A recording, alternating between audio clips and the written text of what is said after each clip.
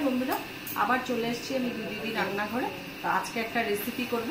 রেসিপিটা হলো খুব ইজি রেসিপি। কাঁকরোল তো সবাই খায়, কাঁকরোলের পুর খায়, ভাজা খায়, ডালনা খায়, অনেক কিছু খায়। তো আমি আজকে কাঁকরোল বাটা করব। তো কিভাবে করব আপনারা পাশে থাকুন, দেখতে থাকুন ভিডিওটা। এই কাঁকরোল বাটাটার জন্য আমার একটা শুকনো লঙ্কা ফোড়নে লাগবে,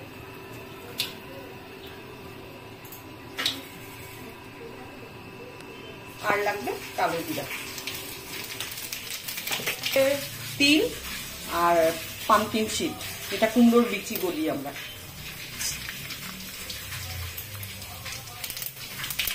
রোলটা আমি ছেড়ে দেব।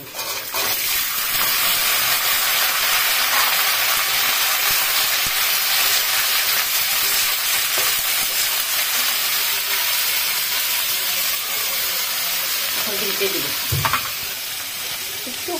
একটু ভাজা হয়েছে, এখন এই পর্যায়ে আমি হলুদ দেব।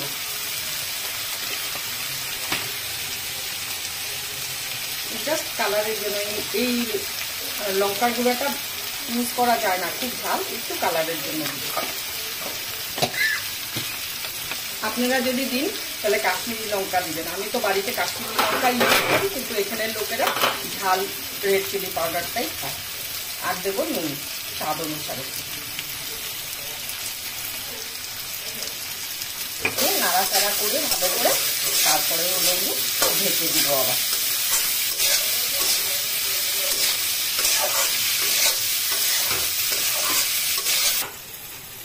কাঁকরোলটা ভাজা হয়ে গেছে। এখন এটাকে একটু ঠান্ডা করে মিক্সিতে পেস্ট করে দেব। এই অবস্থায় পেস্ট করব।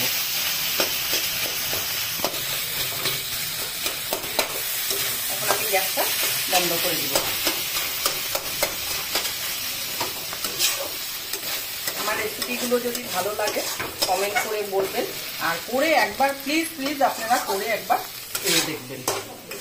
আপনাদের কাছে আমার অনুরোধ রইল যে আমি রেসিপিগুলো কেমন করি আপনারা করে, একদম খুব সহজ পদ্ধতিতেই আমি সবকিছু করি। খুব একটা ঝুট ঝামেলা নিয়ে আমি রেসিপি করি না। আপনারা করে খেয়ে দেখবেন। একঘেয়েমো কোনো জিনিসই ভালো লাগে না। একটু মুখটা চেঞ্জ করার জন্য, স্বাদ টেস্টটা চেঞ্জ করার জন্য একটু অন্যরকম ভাবে করলে পরে একটু আলাদা হয়।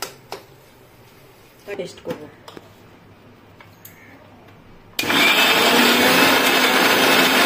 হয়ে গেছে আমার পেস্টটা, বাটাটা। এখন নামিয়ে নিচ্ছি।